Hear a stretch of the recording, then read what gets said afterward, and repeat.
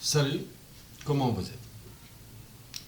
Voilà, dans cette vidéo, nous allons voir en fait l'utilité de ChatGPT ou chatbot pour n'importe qui, pour un développeur, pour quelqu'un qui travaille, c'est-à-dire pour un employé, n'importe qui. C'est-à-dire nous allons maintenant tester l'utilité de ChatGPT et l'efficacité de ChatGPT pour n'importe quelle personne.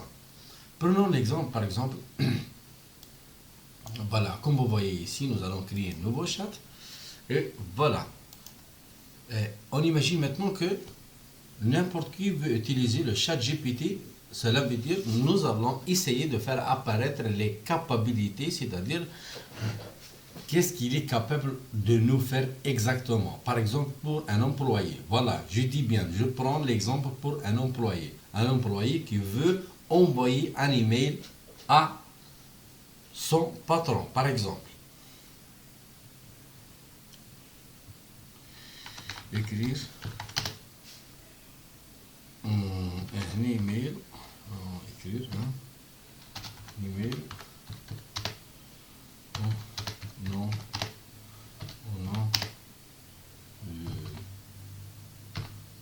du Ahmed Khalifa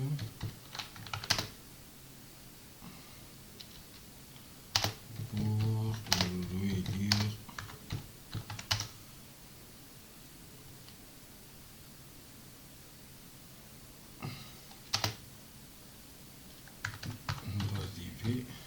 d'arriver à 8h00.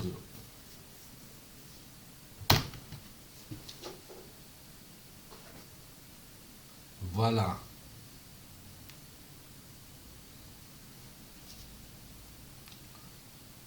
Justement, voilà. C'est-à-dire, pour un employé et qui veut faire les choses très vite, donc il n'a que utiliser le chat GPT pour lui aider exactement à écrire un email au nom de Ahmed Khalifa pour lui dire d'arriver à 8h matin. Voilà. Donc, comme vous voyez, ci-contre, objet, heure, arrivée, demain, cher, notre destination. J'espère que vous allez bien. Je vous écris pour vous informer que nous avons une réunion importante prévue demain matin à 8h30. Cordialement, Ahmed Khalifa. Ça, c'est dans le cas où l'employé cherche à écrire un email très vite. Donc, ChatGPT va lui aider à écrire cet email d'une façon correcte. Cela à tenir compte que ChatGPT peut même reformuler un email. Voilà, reformuler l'email.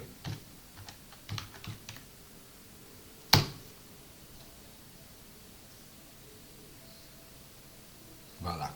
Il a déjà compris quand on parle de l'email précédent, il va reformuler l'email d'une autre façon. Jusqu'où vous aurez l'email adéquat, ce que vous cherchez exactement. Voilà. Ça, c'est dans le cas où on cherche à tester l'efficacité de ChatGPT pour un employé.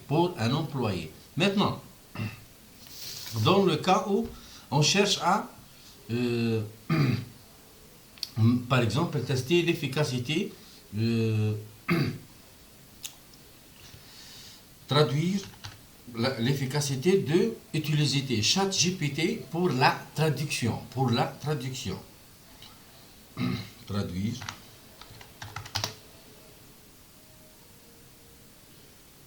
cette phrase en français. Voilà.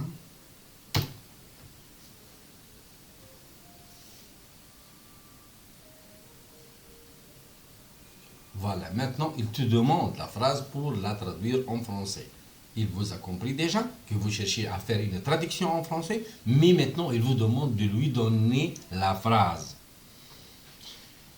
Prenons par exemple cette phrase en anglais. I'm going to the cinema.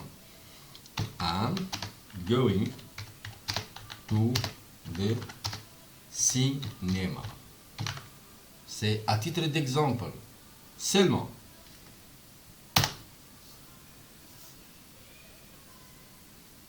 je vais au cinéma. La traduction en français, I am going to the cinema, et je vais au cinéma. Maintenant, comme vous voyez, ci-contre, il nous a traduit cette phrase correctement. Maintenant, une autre fois, je vais vous montrer comment ChatGPT ou le chatbot peut être utile même pour les gens développeurs. Écrire un programme en Python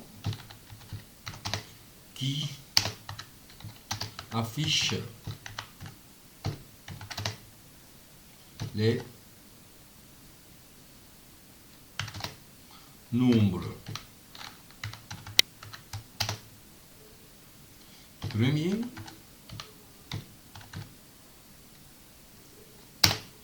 inférieurs à 100.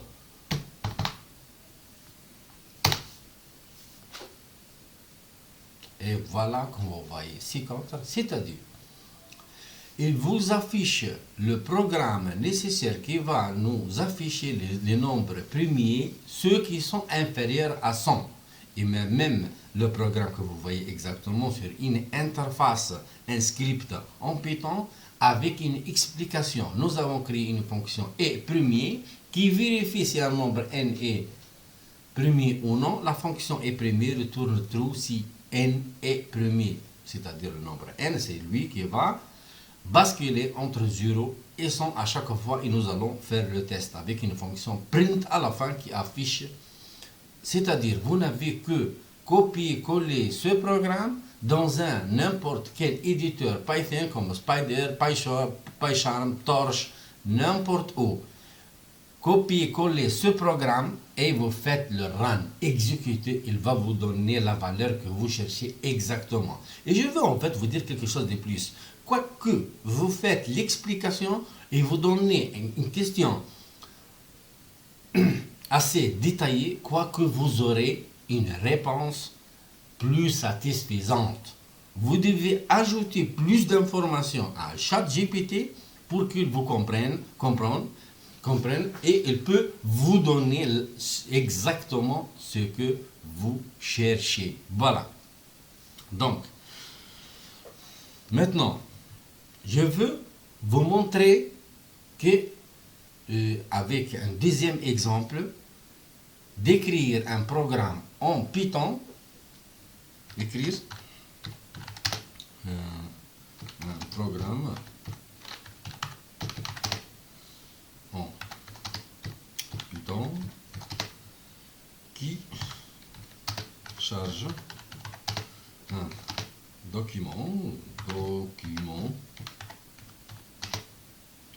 Word, puis le convertit en PDF et l'enregistre dans un fichier, dans un dossier. Voilà.